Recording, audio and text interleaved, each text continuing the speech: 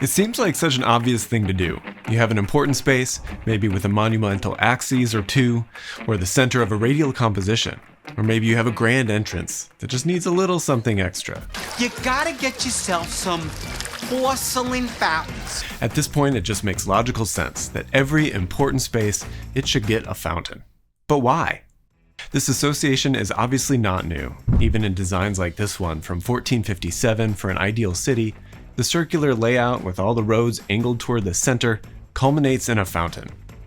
It would have had canals flowing toward it, and when it would rain, the fountain would overflow, naturally washing away debris from the streets.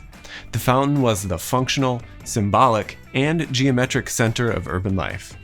Even today in Chicago, when it's hot out like this, you'll find people frolicking in the Crown Fountain, a dazzling spectacle of water and video animating Michigan Avenue. And Buckingham Fountain is such an important symbol of the city, you can't look at it without the Married with Children theme playing in your head. And it sure looks like it could be the center of this city, especially if it wasn't cut off by Lake Michigan. Fountains are nodes along vast infrastructural networks that collect, channel, purify, and distribute water. Whereas other nodes on this network are largely utilitarian in function, like at your tap or a fire hydrant, fountains are specifically there to draw attention to this human feat of harnessing and domesticating such a powerful natural resource. In this way, water is a particularly adaptable material for the task. It's odorless, tasteless, and colorless. It's everywhere, and its behavior is governed by strict natural laws that are pretty well understood today. But fountains specifically choreograph that behavior, creating desired aesthetic effects by controlling how water moves. With pumps, pools, and elevation changes, we can create dazzling visual spectacles that delight our eyes, ears, and our imaginations. The waterworks are often accompanied with supplementary elements such as lighting or sound-producing features which add to the cacophony of the spectacle. Or conversely, they might be in service of creating a more understated or a calming moment of quiet reflection. This wide range of effects is attributable to water's versatility, which is both physical and symbolic. Just as water can be soothing and tame or destructive and violent, the aesthetic experiences of fountains can establish a spectrum of moods and symbolic associations. As the architect Charles Moore says, with only a scant amount of water and spirited design, all the water in the world can be called to mind. Broadly, these different kinds of displays relate to our attitudes for how culture and nature relate, either demonstrating our mastery over nature, or our harmony with it, or our ignorance of it. In the Crown Fountain example, the faces of average citizens take the place that are typically reserved for gargoyles. Here, everyone has access to a supersized but common act of spitting water. Or in the Buckingham Fountain example, seahorses, each representing one of the Great Lakes, spit water at an angle that contributes to a giant jet that shoots 150 feet in the air like a geyser. This one represents Lake Michigan, the spectacular backdrop for the fountain itself. During the 1700s, French engineer Bernard Forest Bellador studied fountains and categorized a series of common elements or building blocks that can be used in various combinations with these. These building blocks were pretty much the same then as they are today. They are jets, which shoot water vertically from the ground, vaults, when the jet is tilted so that the water forms an arc, sheets are when water flows in thin sheets over smooth ledges like a tablecloth. Then you have cascades, which is like a splashy waterfall, not smooth or glassy like the sheets. Then you have collections of these basic parts, each one getting a name. You have basins, or the pools that collect and contain the jets, sheets, and cascades. You have sheafs, which are bunching up of several small jets to form a kind of pyramid. With these basic building blocks, we can create a wide assortment of conditions in the water theater, as you would call it. But of course, the way that we tend to use these changes over time, relating to shifts in how we view that relationship between culture and nature. Are we a part of nature? Are we taming it? Or are we just ignoring it? These attitudes tend to shift over time, and this shift can be read in the fountains that we make. This is the Chicago Water Tower. Now, it's not a fountain, but it's close. It's a 180 feet or 55 meter tall stone tower that was built in 1869. Its height is determined by the standpipe inside, which in the early days of urban plumbing was a necessary thing to regulate the water pressure. These were really only needed for a short time here in America between the 1850s and 1870s until steam engines improved to the point that standpipes weren't really necessary. Anyway, this one, built in 1869, was made famous as one of the very few public structures to survive the Great Chicago Fire of 1871. But its wooden roof caved in during the fire, rendering it inoperable, and it hasn't worked since. In fact, it could have been used to help fight the fire if it was working, but alas, it was not in the cards. The structure remains as one of the very few buildings that predate the fire in this area. It's an important symbol along the Magnificent Mile. And despite its utilitarian function, just basically holding up a big pipe, a great deal of effort went into making it look important and grand, borrowing motifs from castles with its crenellations and its turrets. In fact, Oscar Wilde, the famous writer, poked a little fun at its opulence and outdated aesthetic, using it as an example of how the city of Chicago can often be quite backwards in its architectural ambitions, meanwhile being quite forward-thinking in its operations. But nonetheless, the construction does demonstrate a certain celebratory attitude toward the infrastructure that we use to channel and provide our water. It does this by giving it a permanent and a defensive-looking aesthetic. Just after the Great Fire, the city bounced back in an unprecedentedly bold way, hosting the Colombian Exposition in 1893. This event was massive. It covered 600 acres, and it welcomed 150,000 people per day. The architect Daniel Burnham was put in charge of the overall design, which included fountains as a primary component. At the entrance of Burnham's neoclassical urban fairy tale was a giant basin, whose star feature was the world's largest fountain at the time. It was the Colombian Fountain, designed by the sculptor Frederick McMonnies, who would go on to become a prolific sculptor.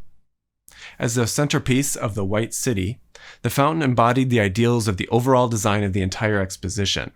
This included borrowing old European traditions, but rendering them in a particularly spectacular American way.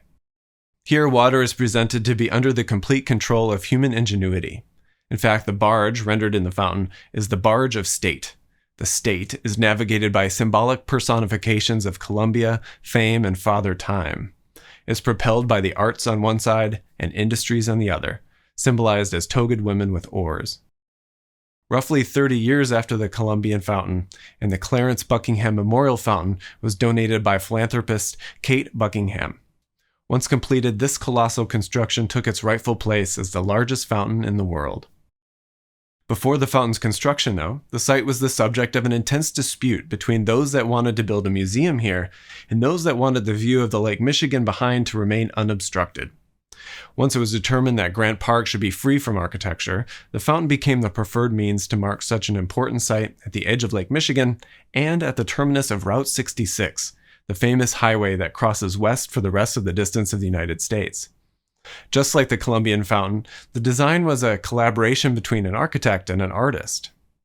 It has 3 pumps, and the originals are actually still in operation today. And when active, they shoot 14,000 gallons per minute, up to 150 feet in the air. This is the height, literally, of a desire to use water as a kind of decoration, to create grand spectacles out of man's total taming of nature. Just like this fountain site at the beginning of Route 66, it also marks the beginning of another thing, a shift in attitude as grand infrastructural projects like this one aim at dealing with World War II and then cars and highways, and less so the delight of what's possible to do with light and water. Instead, water is seen more like a functional necessity, pushed underground, only to come out when needed, clean and pure, without any regard or hint of where it comes from.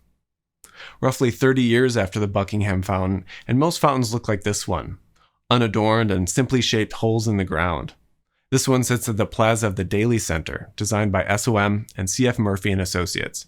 It's pretty simple, a relatively regular geometric grid of mushroom fountains, which replicate that grid that governs the design of the plaza and the building beyond.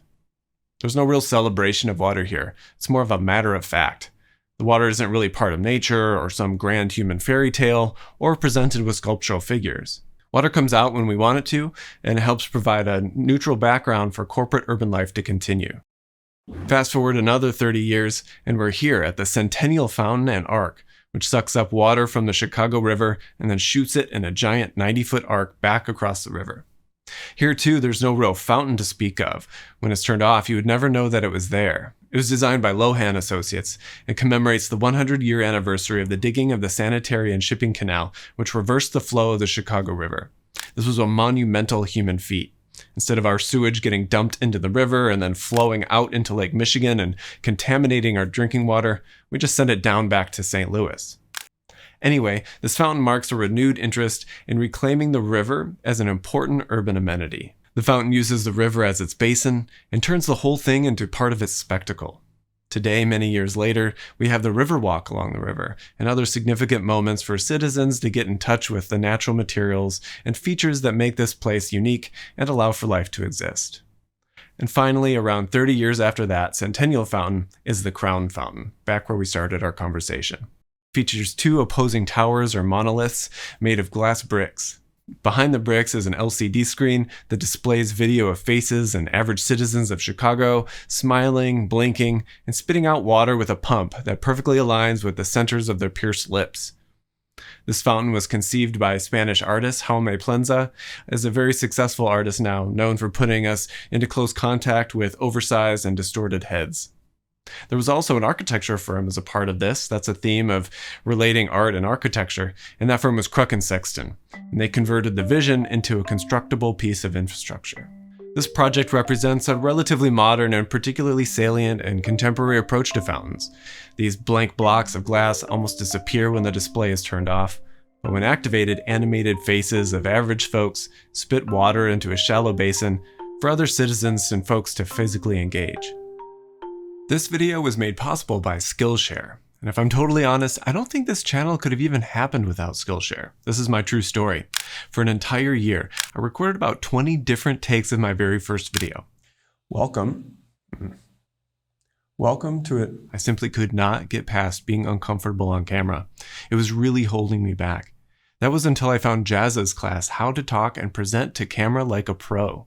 It shows Jazz's entire process from start to finish, and it was so informative. But what was even more important was that he made himself vulnerable, and he shared the good, the bad, and the ugly behind the scenes. Here was this YouTuber that I watch all the time, walking me through how to do something that I was struggling with, that he had struggled with at some point, and that I wanted to be able to do myself.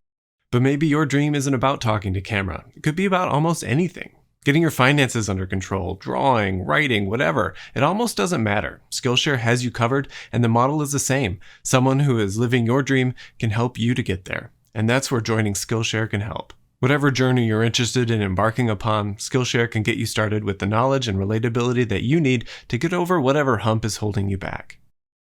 So I've teamed up with Skillshare, and the first 1,000 people to use the code that's down in the description below will get a full month for free. So click on it and get started on the creative journey of your dreams today. If you enjoyed this video, please consider hitting that like button. Subscribe to the channel if you haven't already, and we'll grace your feed with content asking questions about our built environment. While you're waiting for that next video to drop, check out some of these other ones. See you over there.